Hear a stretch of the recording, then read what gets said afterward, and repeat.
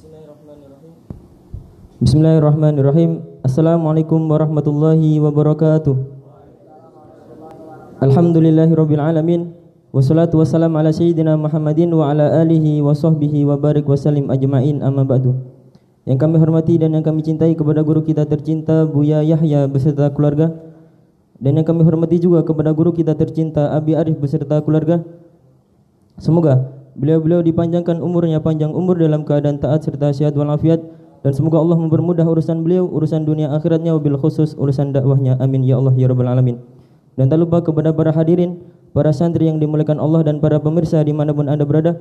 Alhamdulillah pada sore hari ini Allah memudahkan kita untuk menyimak kajian kitab Hidayatul Hidayah karangan Imam Ghazali yang tentunya akan disampaikan oleh guru kita tercinta Abi Arif. Baik, untuk sebelum itu mari kita persiapkan hati dan pikiran kita untuk menyimak kajian yang akan disampaikan oleh guru kita tercinta Abi Arif. Baik, untuk mempersingkat waktu kepada guru kita tercinta Abi Arif, dengan segala hormat kami persilahkan. Sallu ala Nabi Muhammad. Sallu ala Nabi Muhammad. Udhkuru salata ala Nabi Muhammad.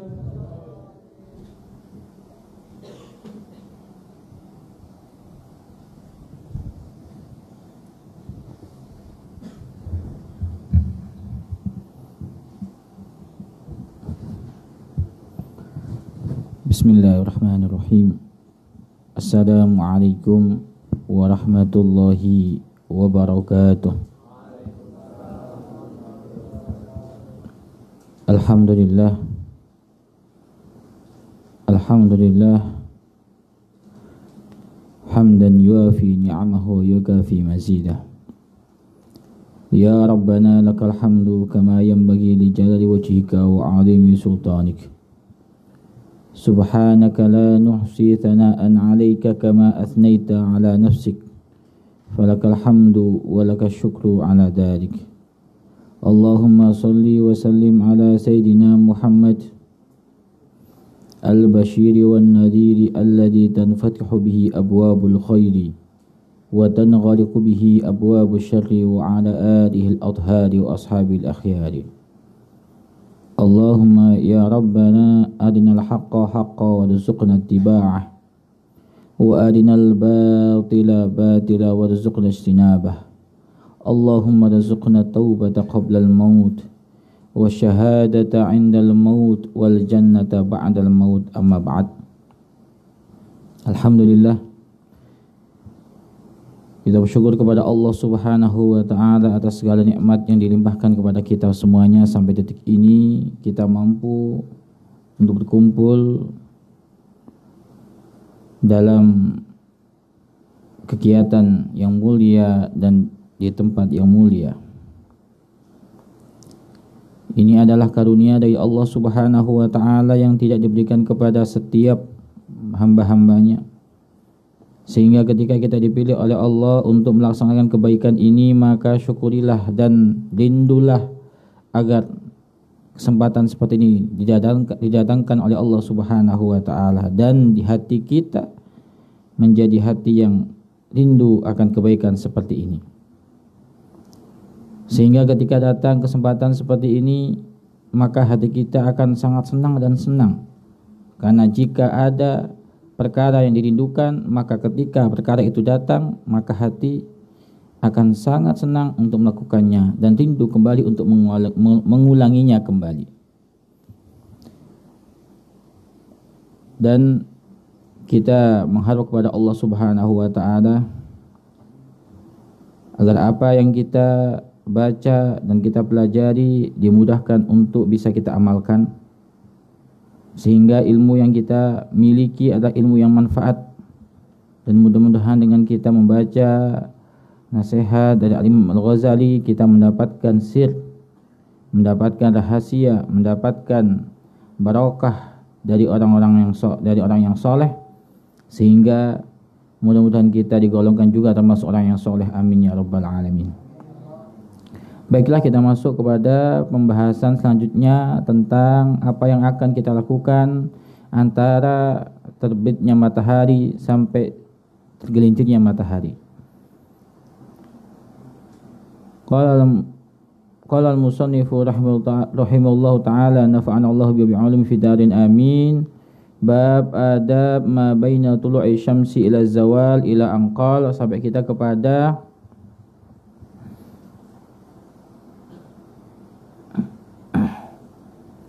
fa in ajazta.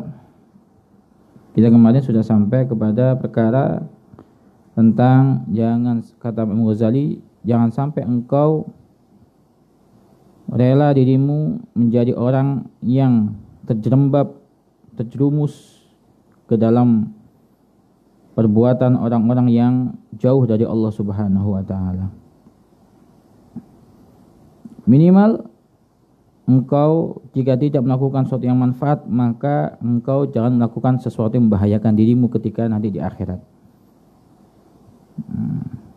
Sehingga harus dipikirkan dengan baik-baik apa yang akan dilakukan. Fa in ajazta 'anil qiyami bihaqqi dinika ma'a mukhalatatin nasi wa kunta la taslamu fal uzlatu aula.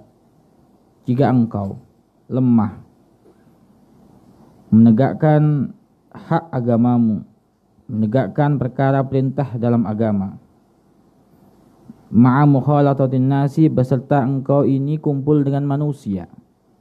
Jika ketika engkau kumpul dengan manusia kok ternyata engkau ini susah untuk mengerjakan kewajibanmu kepada Allah, atau mungkin engkau susah untuk menjalankan kesunahan-kesunahan yang telah diajarkan oleh Rasulullah,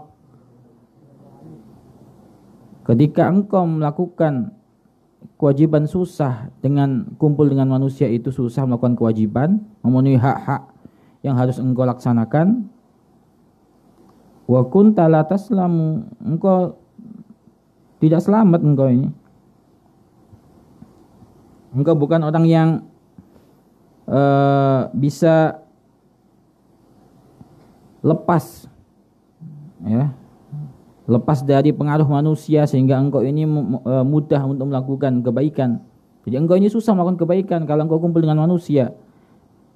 Fal uzlatu aula, maka engkau menyendiri, mengasingkan diri itu lebih utama. Lebih utama engkau mengasingkan diri. Engkau jangan kumpul dengan manusia. Jika itu adalah cara satu-satunya agar engkau bisa melaksanakan kewajiban dengan sempurna, ya, tidak terganggu. Lebih utama dirimu adalah untuk uzlah, menyendiri, tidak berbaur dengan manusia. Fa'alaika biha, engkau wajib melaksanakannya. Fa fiha an-najatu was-salamatu, di dalam uzlah itu ada kemenangan dan ada keselamatan. Kalau orang uzlah, maka dia mesti tidak akan ada dosa ghibah. Kalau nggak ketemu orang kan nggak bisa ghibah. Ghibah dengan siapa? Nggak bisa ngobrol kemudian bicarakan jelek orang lain, nggak bisa. Kalau orang uzlah tidak akan terpleset melakukan dosa ghibah, kemudian lalai melakukan kewajiban yang lain, ya. Fa in kanatil wasawisu fil uzlati tujadzibka ila ma la yuridillah ta'ala wa lam taqdir ala qam'iha bi wadha'ifil ibadati fa 'alaika bin naumi fa huwa ahsanu ahwalika wa ahwalina. Nah ini lah, ketika ada was-was, ada yang menggoda, berbisik, menggoda di hatimu, datang was-was ketika engkau uzlah, tunaziuka, yang was-was itu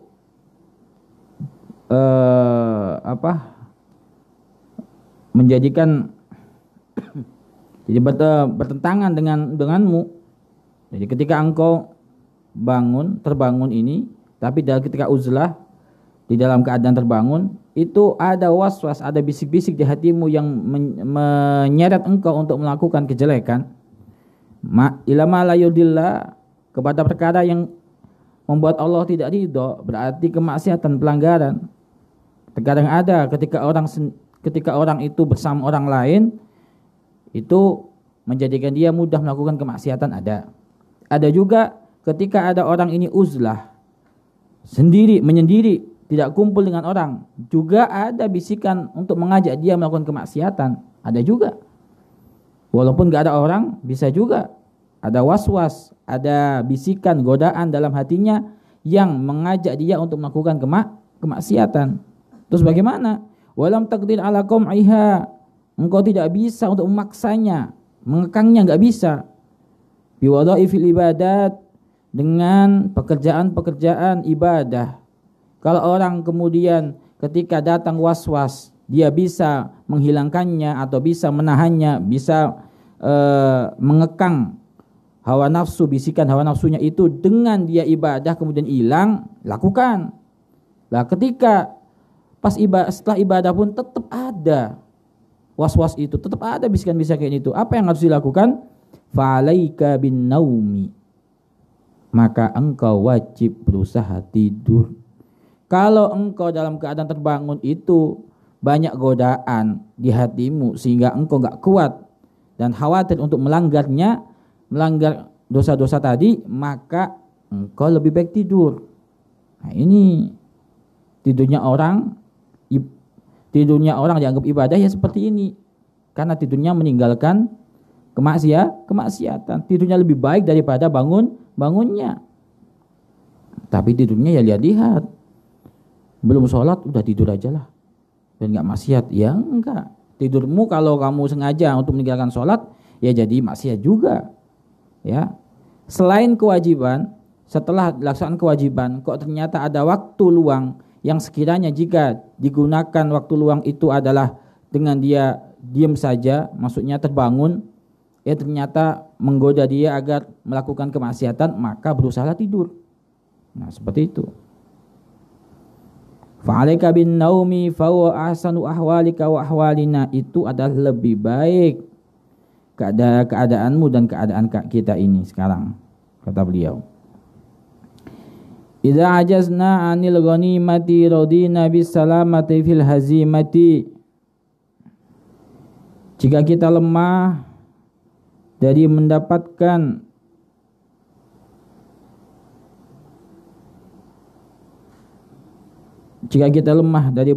ghanimah. Ghanimah ini adalah istilah untuk apa yang didapatkan dari orang syirik, dari orang kafir ketika setelah peperangan, itu ghanimah. Ya adalah sesuatu yang harta rampasan, itu ghanimah. Idza ajazna 'anil ghanimati radina bis salamati fil hazimati. Jadi jika kita lemah dari mendapatkan keberuntungan yang besar, maka kita harus posisikan ridho, yang penting selamat dengan keadaan yang biasa-biasa saja. Maksudnya dalam keadaan kita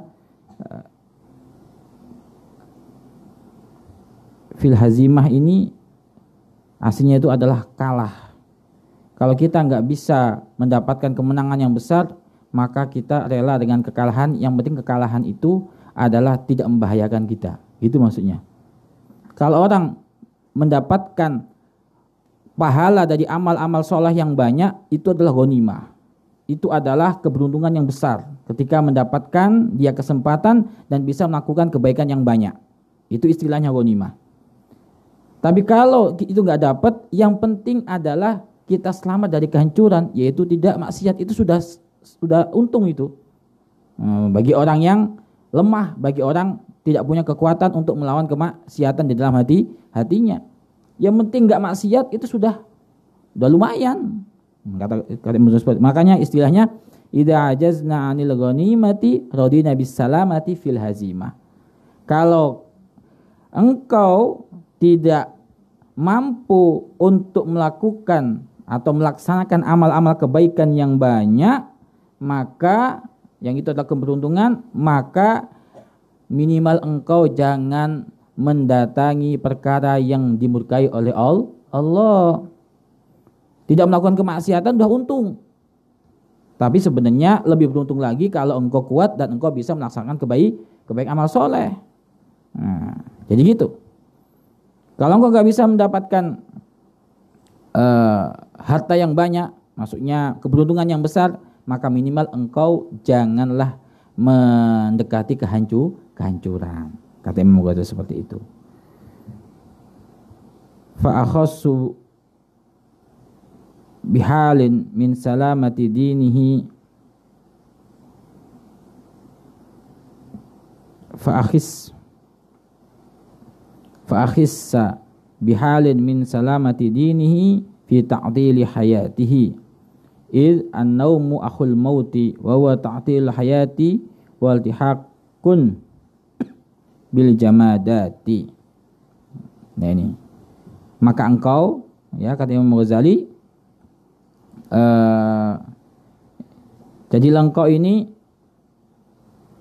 keadaanmu, ya. Jadi kata Imam Ghazali, dimiripkan keadaanmu, ya, dengan selamat dari agamamu ini adalah seperti fi ta'tili hayatihi, yaitu ta'til hayah. Kalau bahasa kasarnya itu kehidupannya itu libur, jadi tidak ada pergerakan sama sekali. Kenapa? Karena nah ini, jadi tidak ada keadaan yang paling buruk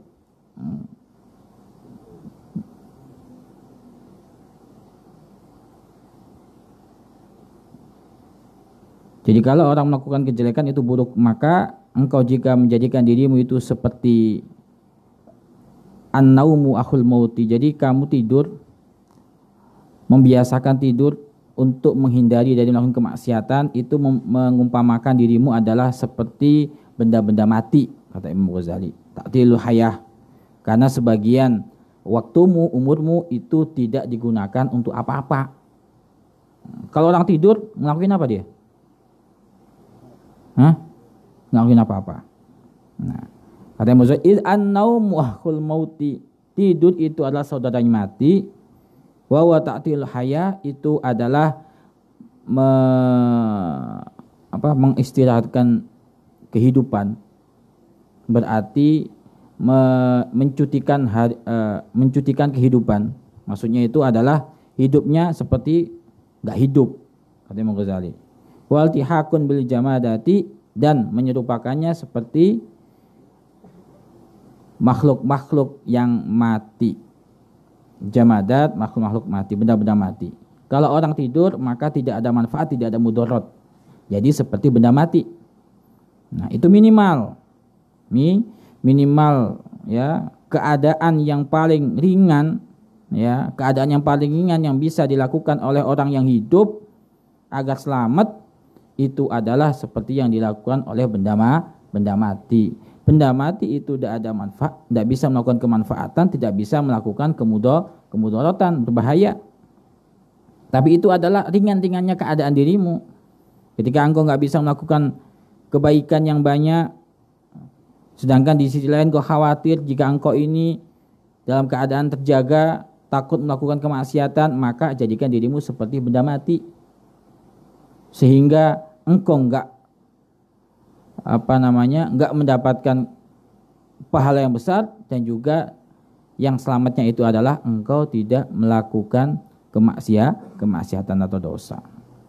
Kemudian adabul isti'dadi li sa'iris sholawati, adab mempersiapkan diri untuk melakukan sholat. Yang bagi antasta'idda li sholati zuhri qabla zawali, engkau seyogianya adalah mempersiapkan diri untuk sholat zuhur sebelum zawal, berarti sebelum masuknya sholat zuhur. Fatuqaddim al-qailulata, engkau mendahulukan al-qailulah, tidur sebentar. Qailulah adalah tidur di pertengahan siang hari. Sunnah selain hari Jumat. Qailulah itu sunnah. Jadi sebelum waktu zuhur ada namanya waktu untuk qailulah, tidur sebentar.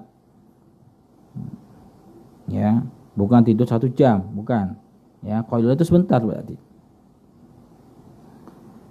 Kemudian in kana laka qiyamun fil laili aw saharun fil khairi. Nah, kapan kesunahan qailulah itu dilaksanakan? Jika engkau mempunyai kebiasaan qiyamul lail, bangun malam atau begadang dalam kebaikan pada malam hari, mungkin menjaga atau macam-macam. Nah, ini fa inna fiha ma'unatan ala qiyamil laili. Karena sesungguhnya yang namanya di dalam qailulah itu ada ma'unah, membantu untuk qiyamul lail. Kama anna fis sahuri ma'unatan ala siyamin nahar. Sebagaimana sesungguhnya dalam sahur itu ada unsur untuk membantu di dalam puasa siang hari. Wal qailulatu min ghairi qiyamin bil laili kasahuri min ghairi siyamin bin nahari. Qailulah tanpa dia bangun malam itu seperti orang sahur tanpa puasa.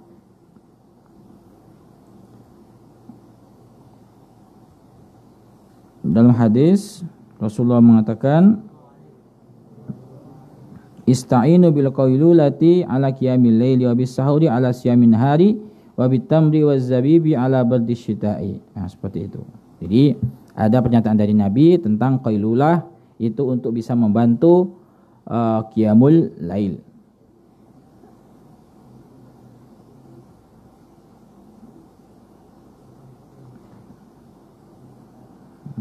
Faida qilta, jika engkau tidur qailulah, ini qilta, fastahid an tastayqidha qabla zawali, maka berusahalah untuk bangun sebelum tergelincirnya matahari. Nah, ini berarti qailulahnya ini sebelum tergelincir matahari, karena bangunnya juga sebelum tergelincir matahari, berarti sebelumnya. Wa tatawaddaa wa tahdhural masjida wa tusalli tahiyyatal masjid. Setelah engkau bangun, maka berwudulah dan hadirlah ke masjid dan salat tahiyatul masjid. Wa tantadiral muadzina, berarti sebelum waktunya azan. Jadi siap-siap ke masjid kata Imam Ghazali itu sebelum adzan. Itu yang terbaik. Berarti sudah siap untuk sholat. Ya. Tunggulah muadzin, ya. Fatujibuh, maka engkau jawablah muadzin adzan tadi. Tsumma taqumu fatusalli 4 raka'atin aqibaz zawali. Kalau sudah menjawab adzan, maka engkau berdiri dan sholat 4 rakaat setelah tergelincir matahari. Nah, ini berarti kalau sudah setelah adzan berarti masuk ini adalah qobliyah. Karena Rasulullah sallallahu alaihi wasallam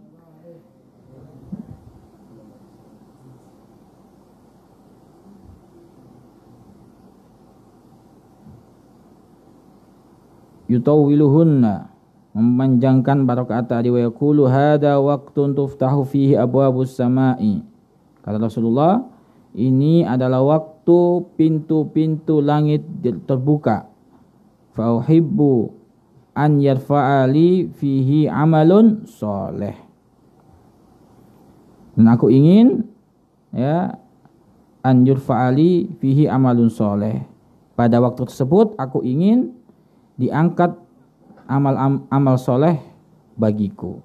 Jadi beliau melaksanakan sholat ini karena beliau mengatakan bahwasanya waktu zawal itu adalah waktu dibukanya pintu langit. Wahadil arba'u qabla zuhri sunnatan muakkadatan. Wahadil arba'u qabla zuhri sunnatun muakkadatun, adalah sunnah muakkadah. Wa fil khabari anna man shallahunna fa ahsana ruku'ahunna wa sujudahunna shalla ma'ahu sab'una alfa malakin yastaghfiruna lahu ilal laili. Nah, ini fadilah salat qabliyah 4 rakaat.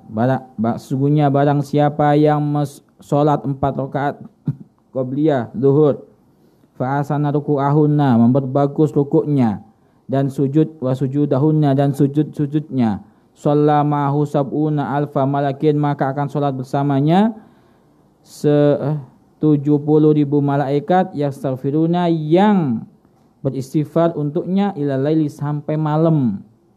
70.000. Kita berapa kali istighfar? Ya, zuhur sampai maghrib. Ada 70.000. Nah, ini sudah langsung ada 70.000 malaikat. Ya, kalau satu malaikat baca sekali sesaat satu, berarti sudah 70.000. Bagaimana kalau sampai malam? Nah, ini ratusan bahkan jutaan bisa. Tsumma shallil fardha ma'al imami, kemudian salatlah salat fardu duhur tadi beserta imam, berarti berjamaah. Tsumma shalli ba'dal fardhi rak'ataini fahuma minar rawatibis sabitati, kemudian salat ba'diyah, ini ba'dal fardhi, setelah melakukan salat duhur rak'ataini 2 rakaat, fahuma minar rawatibi, keduanya itu adalah termasuk salat rawatib as-sabitati, yang telah ditetapkan. Nah, ini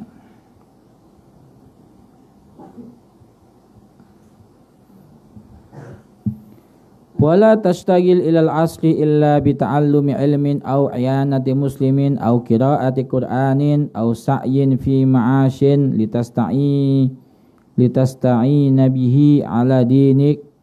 Engkau jangan sibukkan dirimu sampai asar itu kecuali dengan belajar ilmu, atau membantu orang muslim, atau membaca Quran. Jadi ibadah.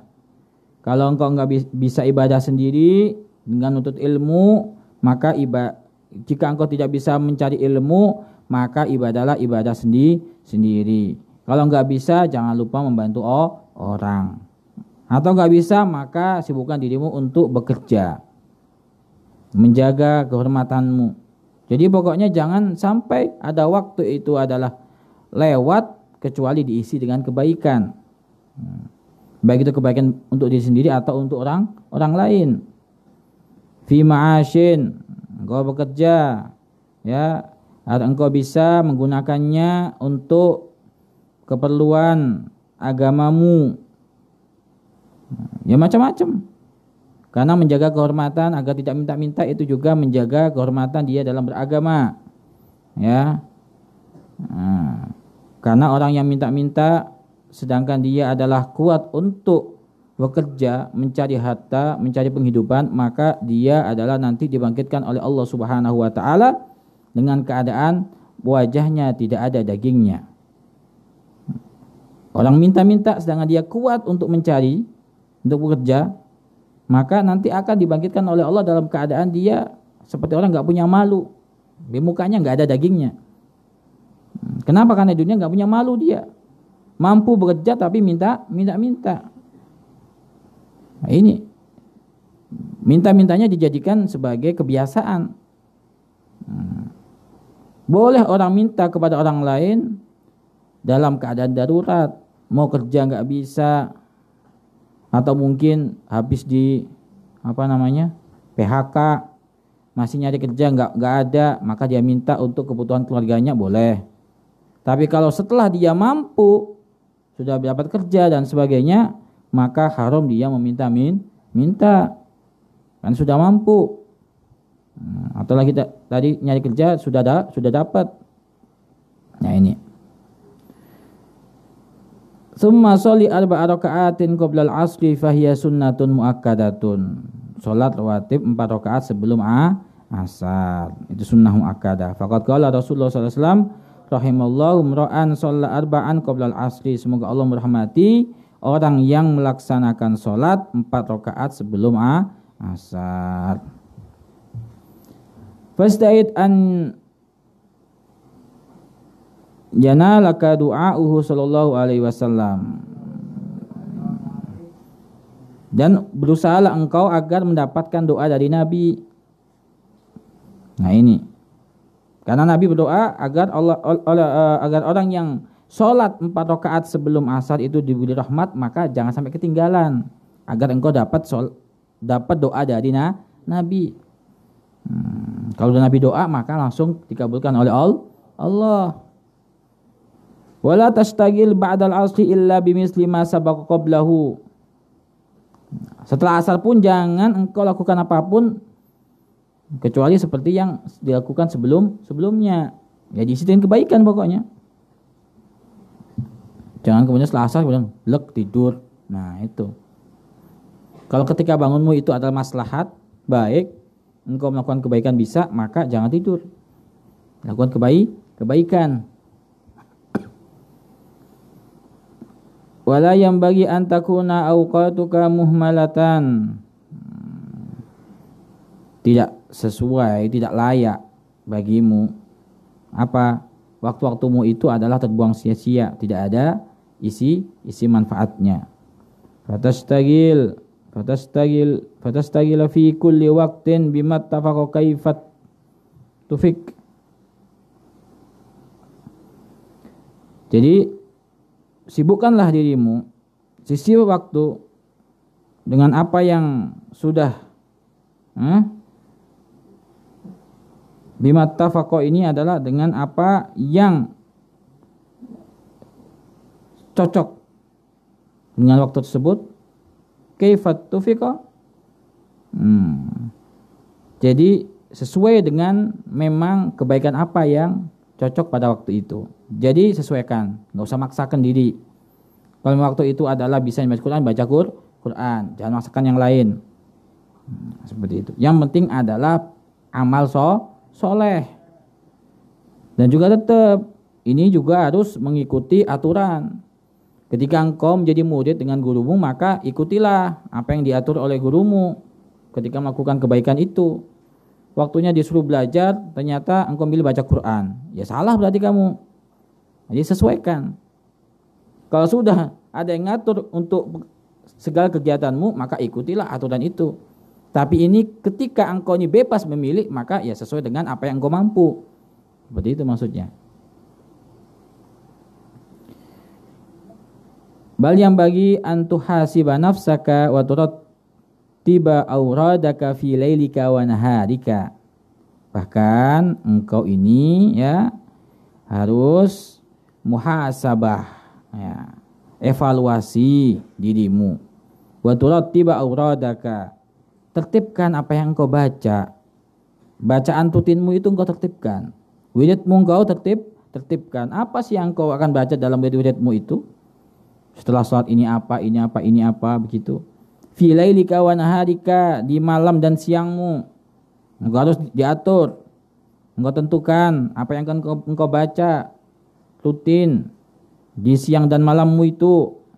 Wa tu'ina likulli waqtin syughlan la tata'addahu wa la tu'athira fihi siwahu. Dan engkau menentukan waktu ayyinu likulli waqtin syughlan, engkau tentukan setiap waktu itu ada pekerjaan atau tugas. La tata'addahu, tugas yang tidak akan melampaui tugas yang lain. Maksudnya kalau sudah ditentukan tugas A, ya itu yang engkau kerjakan. Dan kemudian engkau menetapkan kesibukan A, ternyata engkau melakukan yang B. Nah, ini adalah kacau. Jadi sejak Imam Ghazali pun yang namanya manajemen waktu itu sudah diatur. Jadi bukan zaman sekarang, manajemen waktu itu sudah zaman dulu. Islam itu datang dengan manajemen waktu. Makanya sholat itu waktunya istiqomah, enggak sekiyengnya kan gitu. Kata bahasa orang Jawa Cirebon, sekiyengnya apa sekiyengnya itu? Bukan ketika mau saja baru dilakukan, enggak.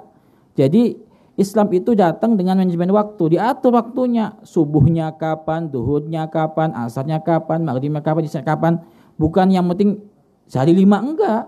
Ada waktunya sendiri. Kenapa? Karena itu adalah mengajarkan umat Islam bahwasanya mengatur waktu itu adalah penting. Kapan baca Quran, kapan baca sholawat, kapan baca istighfar, itu diatur.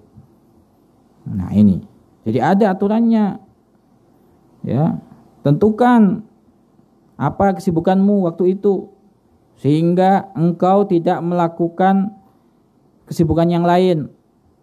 Wala tu'athir fihi siwahu. Engkau jangan mendahulukan di dalam waktu yang kau tentukan tadi selain tugas itu. Kalau udah engkau tentukan waktu itu baca Quran, ya engkau yang baca Quran, jangan kemudian diganti dengan yang lain. Nah ini, fabidzalika tadharu barakatul awqati. Dengan itulah akan nampak keberkahan waktu. Kalau orang melakukan apapun, pekerjaan apapun tanpa ditentukan saya akan melakukan apa, nah, itu akan nggak kelihatan barokah waktunya. Kenapa? Kayaknya waktu itu sempit baik. Katanya kelihatan waktu itu nggak sempat terus waktunya. Kenapa? Karena dia sendiri tidak mengatur apa yang akan dilaksanakan waktu itu. Ya, Islam itu sudah datang dengan manajemen waktu. Misalkan puasa wajib Ramadan 30 hari, misalkan, ya sudah itu. Kapan mulai puasa, kapan buka puasa, udah ada waktunya sendiri. Kapan waktu sahur ada sendiri, kapan waktunya misalkan tarawih ada sendiri. Nah ini sudah diatur oleh Islam untuk melakukan kegiatan-kegiatan seperti itu.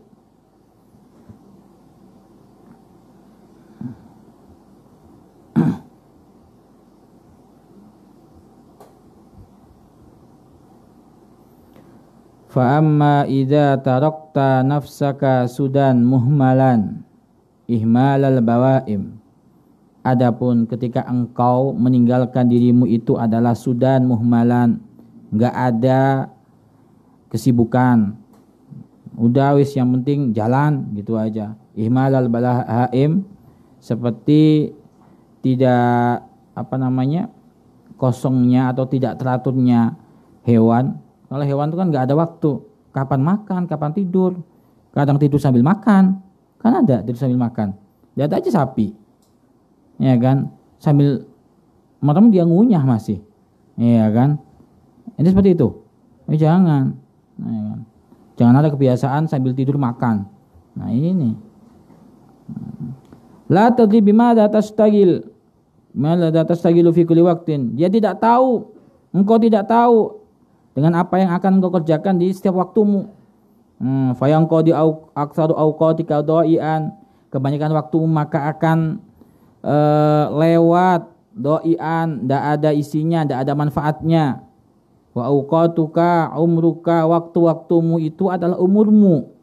Wa umruka ra'su malika, umurmu itu adalah modalmu. Modalnya manusia itu adalah umurnya. Modalnya manusia adalah waktu dia hidup, itu modal. Wa alaihi tijaratuka, perdaganganmu itu bersandar kepada modal. Orang kalau ingin berdagang maka yang dilihat modalnya. Lah, kalau engkau ini berdagang, karena umpama ketika engkau di dunia adalah berdagang, modalmu adalah umurmu, waktu umurmu ini adalah modal. Maka jika engkau berdagang kemudian engkau rugi, dalam artian umurmu engkau sia-siakan, berarti engkau rugi. Umur misalkan 40, 50 tahun, 60 tahun, ternyata dapat keuntungannya seperti umur 10 tahun, ya rugi. Harusnya untung itu adalah lebih. Minimal enggak berkurang dari modal. Kalau modalmu 60 tahun, maka minimal amalmu juga 60 tahun. Bukan kemudian berkurang dari itu.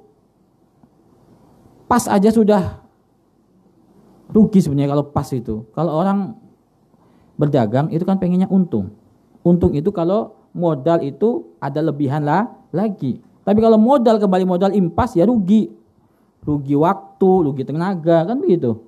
Nah, sehingga kalau ternyata umur gak digunakan dengan sebaik-baiknya, maka ketika modal gak kembali, lah ini yang bahaya, rugi. Wa alaihi tijaratuka. Nah itu.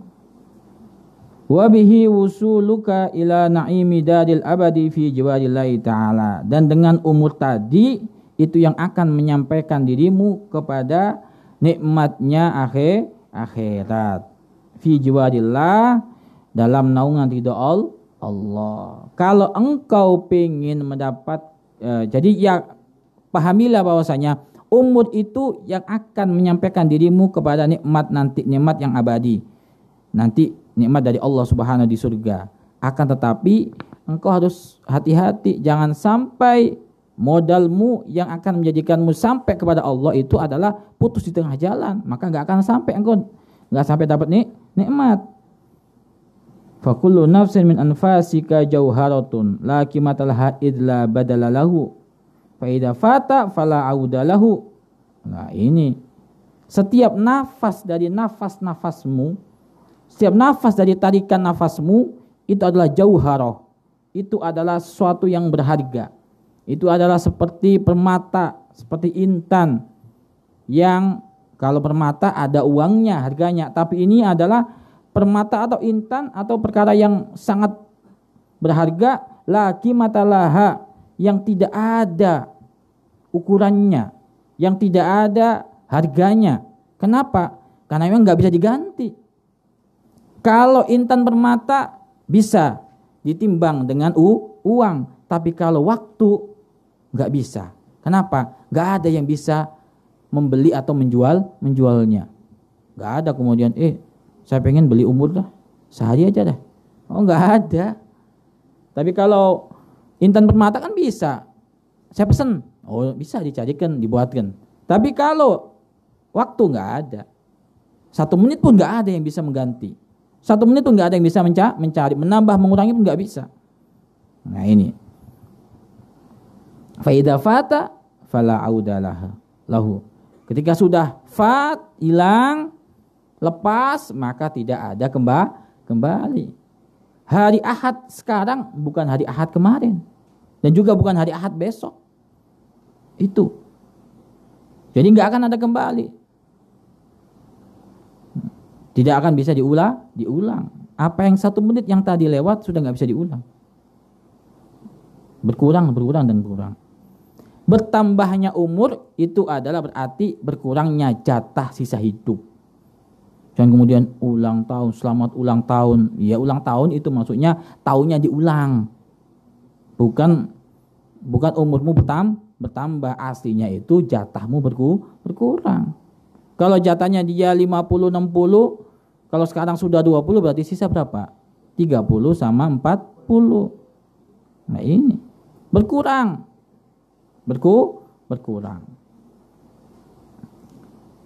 Jadi waktu itu adalah modal. Nah, sekarang dihitung saja modal saya tinggal berapa nih? Nah, berapa tahun nih modal saya nih?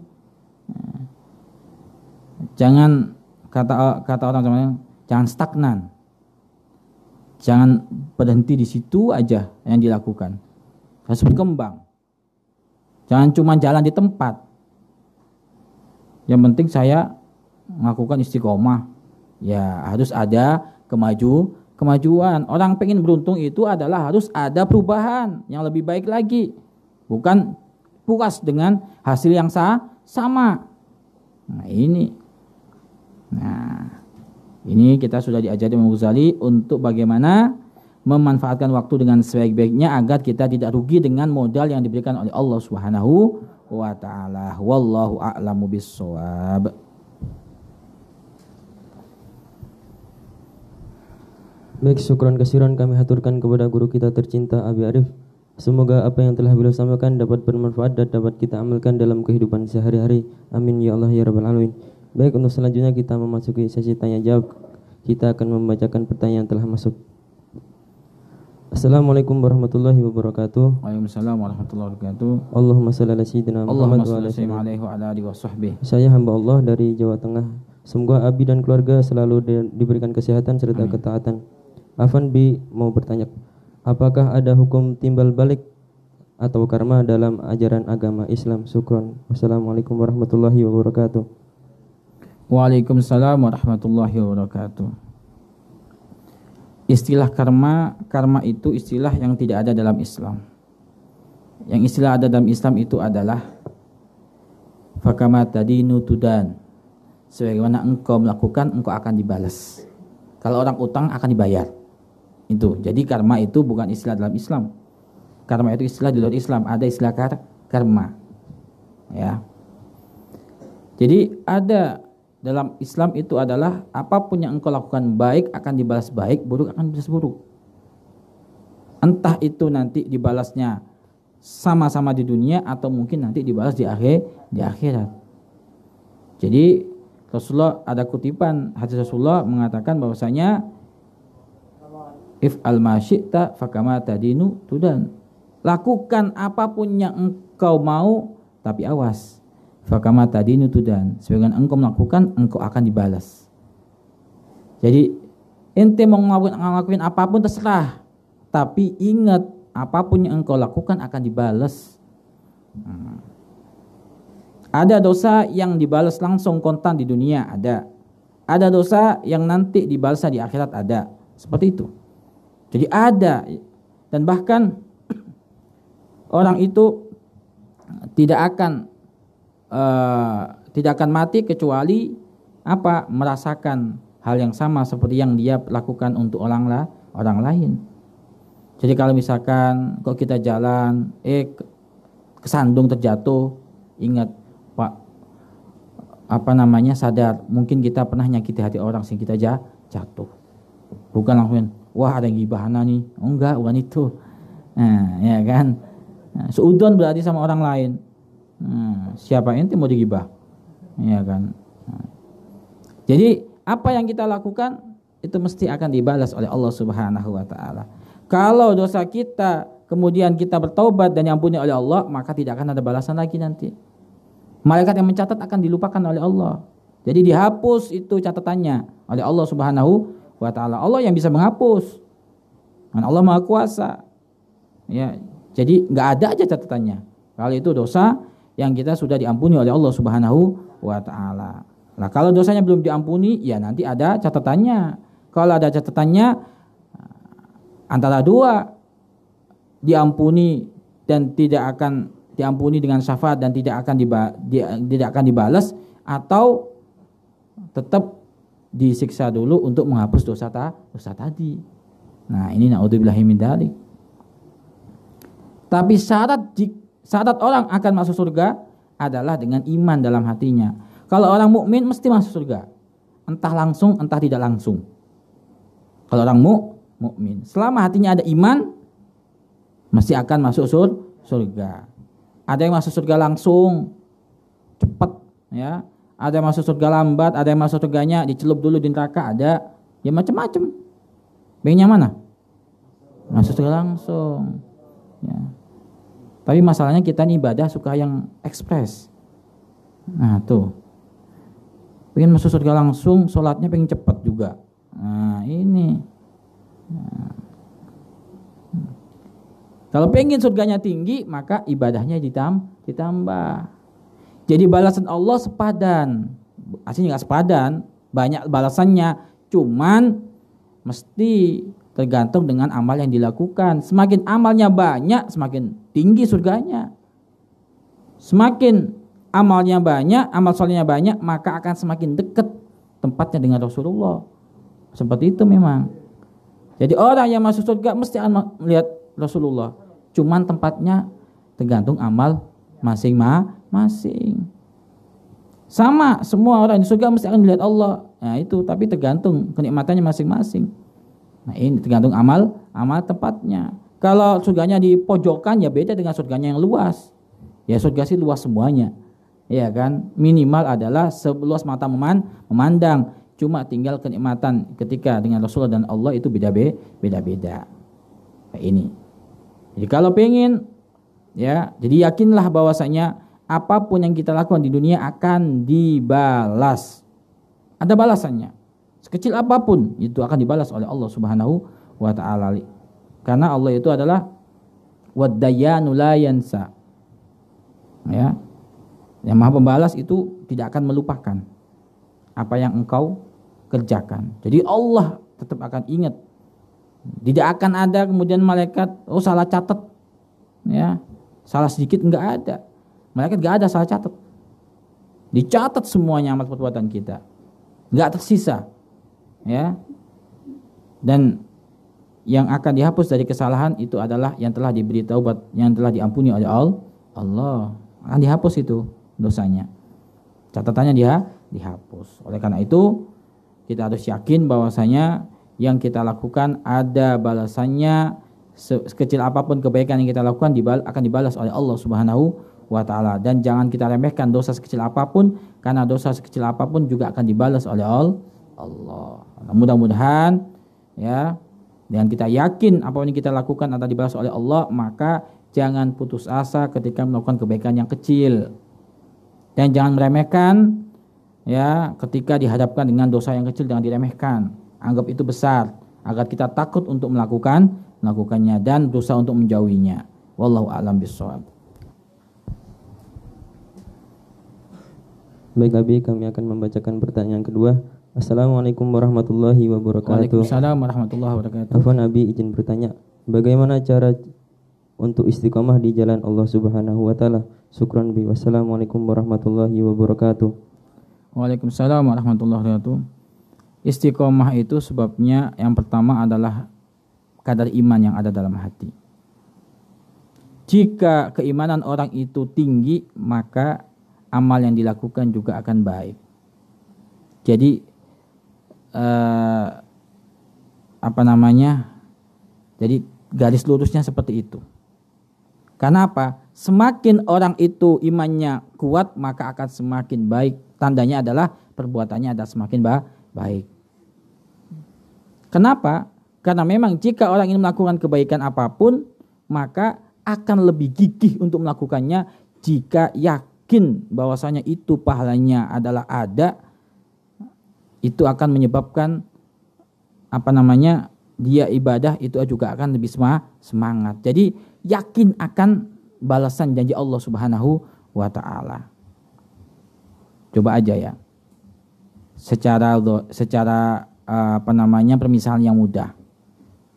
Kalau ada yang juara kelas, maka akan mendapatkan hadiah. Kira-kira pengen nggak melakukannya itu? Pengen dapat juara nggak? Pengen. Padahal yang janji manusia loh. Bisa aja nanti di prank itu? Dibohongin. Kan bisa aja. Kan kemarin, sekarang kan beda dengan kemarin, nanti gitu. Tapi percaya, kenapa percaya? Karena yakin dengan janjinya. Sama seperti pahala dan ibadah.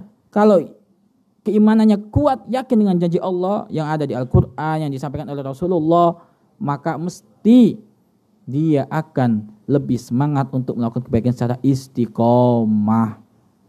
Nah itu. Kenapa enggak istiqomah? Berarti ketika itu imannya turun, sehingga dia enggak istiqomah dalam melakukan kebaikan. Jadi itu ada berbanding lurus dengan keimanan. Kadar iman itu istiqomah. Nah, kemudian yang kedua, caranya adalah kumpul dengan orang-orang yang istiqomah. Kalau pengen istiqomah ya kumpul sama orang-orang yang istiqomah, sama orang yang baik, sehingga dia istiqomah dalam kebaikan. Kalau pengen istiqomah ternyata dia kumpulnya dengan orang-orang yang ahli maksiat, ya susah istiqomahnya. Pengen baik, ditarik lagi ke sana, ya nggak jadi kebaikannya. Oleh karena itu kumpul, carilah orang yang baik sehingga kita bisa istiqomah. Karena sahabat atau teman itu pengaruhnya sangat besar di dalam keistiqomahan dalam kebaikan. Sangat besar pengaruhnya.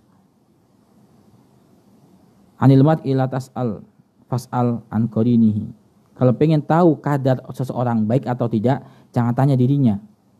Kamu baik enggak? Ya enggak, ya jawabannya enggak akan sempurna. Enggak usah lihat dia, lihat temennya. Kalau temennya ahli sholat, insya Allah dia ahli sholat. Tapi kalau temennya ahli nongkrong di jalan enggak jelas, ya mesti dia sama. Kan ketemunya sama itu terus. Ya itu yang dilakukannya. Nah ini. Jadi kalau pengen tahu seseorang, lihat temannya. Ya. Kemudian fa'inal qarina bil qarini yahtadi. Ya, teman dengan teman yang lain itu adalah saling menarik. Jadi saling untuk menunjukkan sesuatu. Kalau temannya baik, maka dia akan menarik temannya untuk jadi baik. Nah, itu contohnya. Contohnya saja kalau di pondok, ya, sholat jamaah itu gampang. Kenapa? Temannya semuanya sholat jamaah. Jadi ringan. Nah, itulah caranya untuk istiqomah. Masuklah dalam lingkungan yang baik, engkau akan jadi baik. Nah, ini. Cuma ingat, jangan engkau masuk dalam lingkungan yang baik, ternyata engkau jadi ayam mati di lumbung padi. Hati-hati, itu juga bahaya. Berarti engkau ini setan. Setan berbentuk manusia. Udah tahu di lingkungan baik, tapi dia nggak jadi baik. Ini kan jadi setan berarti. Ya, kayak setan. Ayam mati di lumbung padi. Udah tahu banyak makanan, kenapa kok masih bisa mati? Nah, berarti kan nggak berusaha untuk makan. Sama. Udah tahu di tempat yang baik, tempat orang-orang yang baik, ibadah banyak. Ternyata engkau nggak bisa ibadah. Berarti engkau ini ya, celaka berarti orangnya. Nah, ini naudzubillah. Kemudian yang ketiga adalah berdoa, memohon kepada Allah agar diberikan istiqomah. Makanya setiap sholat kita selalu berdoa kepada Allah, ihdinas siratal mustaqim. Itu siratal mustaqim itu apa? Siratal ladzina an'amta 'alaihim minan nabiyyina wasiddiqina wasyuhada'i wassalihin. Jalan yang lurus. Yang dalam kebaikan itu siapa saja orangnya adalah dari para nabi, dan siddiqin, orang yang kenal Allah, benar-benar dia makrifat kepada Allah, wasyuhada, dan orang-orang yang syahid, dan solihin, orang-orang soleh itu. Jadi jangan sampai bengong ketika doa tuh. Setiap sholat minta jalan yang lurus, tapi ternyata dia noleh-noleh. Nah ini. Ketika dia sholat noleh-noleh, pengen nyicipin jalan yang bengkok. Wah, hati-hati, celaka jadinya, nggak balik-balik ya kan? Jadi kalau sudah engkau berada jalan lurus, jangan noleh ke sana kemari sehingga engkau bisa cepat nyampe kepada tujuan. Nggak usah membayangkan enak ya, kalau nggak mondok keliling kemana-mana. Loh, jangan bayangkan itu setan. Itu setan lagi bisikin di telingamu. Kalau ada temanmu bilang gitu, berarti temanmu itu setan berwujud manusia, menggodamu agar engkau keluar dari, kalau bahasa balapan itu, sirkuit yang benar. Nah kan gitu. Udah tahu sirkuitnya benar, jalannya benar, dibelokkan dikit, ya nyasar kamu. Gak sampai kepada tujuan. Paling mudah untuk kita nyampe tujuan adalah ada pembimbing, yaitu guru. Cepat nyampenya. Kalau nyari sendiri susah. Kenapa? Masih nyoba dulu, bener enggak, salah enggakan gitu. Tapi kalau udah ada guru, lurus, nyampe. Kalau kita enggak tahu medan, enggak tahu jalan, maka lebih baik jadi penumpang. Nyampe, supirnya udah biasa lewat situ, ada lubang, dihindari ke kanan, ke kiri, naik turun jalannya udah tahu. Kalau sendiri ya susah, lama, walaupun engkau tahu alamatnya, tapi akan susah karena engkau belum terbiasa lewat jalan tersebut. Nih ya, mudah-mudahan kita diberikan keistiqomahan dalam kebaikan oleh Allah Subhanahu wa Ta'ala, dan dijaga oleh Allah agar selalu di dalam tempat yang baik bersama orang-orang baik dan selalu suka dengan kebaikan. Wallahu a'lam bishawab. Bismillahirrahmanirrahim. Alhamdulillahirabbil alamin. Allahumma shalli wa sallim ala sayyidina Muhammad wa ala ali sayyidina Muhammad. Allahumma arhamna wa la tu'adzibna wa sunna la takhdulna wa afina tumlitna wa qilmatuhinna innaka ala kulli syai'in qadir. Allahumma ya Allah, berikan kami segala kebaikan di dunia dan di akhirat ya Allah. Berikan kami segala kebaikan dunia dan di akhirat ya Allah. Berikan kebaikan juga ya Allah kepada orang tua kami, kepada guru-guru kami, kepada saudara-saudari kami ya Allah. Jangan engkau cukupkan kebaikan ini untuk kami saja ya Allah, maka ya Allah berikan juga kebaikan kepada orang yang penyebab kebaikan pada saat ini ya Allah. Kebaikan apapun yang engkau berikan kepada kami ya Allah, maka berikan juga kepada orang yang menjadi sebab kebaikan pada diri kami ya Allah. Ampunilah segala dosa-dosa kami ya Allah, dosa orang tua kami ya Allah, dosa guru-guru kami ya Allah, dosa keluarga kami semuanya ya Allah. Jadikan kami adalah orang yang saling mencintai karenamu, orang yang saling mencintai karenamu. Jauhkan kami dari segala kebencian, kedengkian, iri hati, dan apapun yang merusak hati kami ya Allah. Ya Allah, jagalah hati kami selalu dalam keadaan baik ya Allah. Jagalah mata kami dari memandang yang haram, jaga telinga kami dari mendengar yang haram, jaga lisan kami dari ucapan yang haram, jagalah anggota badan kami, hati kami, tangan kami, kaki kami, dan apapun yang Engkau berikan nikmat ini ya Allah dari sesuatu yang haram ya Allah. Jagalah kami selalu istiqamah dalam kebaikan ya Allah, dalam perbuatan yang baik, dalam keadaan baik, dalam tempat yang baik bersama orang-orang yang baik ya Allah.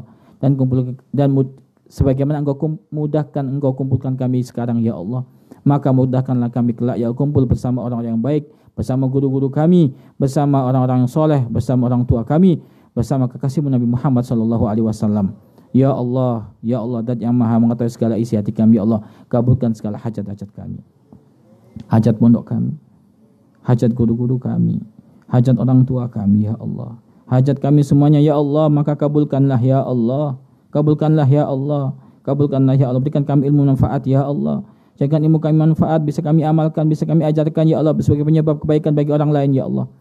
Jika ada dari kami atau mendengar suara ini yang punya hutang, mudahkan mereka untuk bayar hutang ya Allah. Jika ada dari mereka ya Allah yang sakit, sembuhkan. Yang sakit sembuhkan, berikan kesabaran kepada mereka ya Allah. Dan gantilah dengan sebaik-baik ganti ya Allah. Dan kelak ketika Engkau mencabut nyawa kami setelah panjang umur tentunya ya Allah, maka cabutlah nyawa kami dalam keadaan husnul khatimah. Husnul khatimah. Husnul khatimah, mati dalam keadaan iman, mati dalam keadaan mudah mengucapkan kalimat agung dan mulia, la ilaha illallah Muhammadur Rasulullah, la ilaha illallah Muhammadur Rasulullah, la ilaha illallah Muhammadur Rasulullah sallallahu alaihi wasallam. Rabbana atina fid dunya hasanah wa fil akhirati hasanah wa qina adzaban nar. Wa sallallahu ala sayyidina Muhammadin wa ala alihi wasallam. Walhamdulillahirabbil alamin. Al-Fatihah.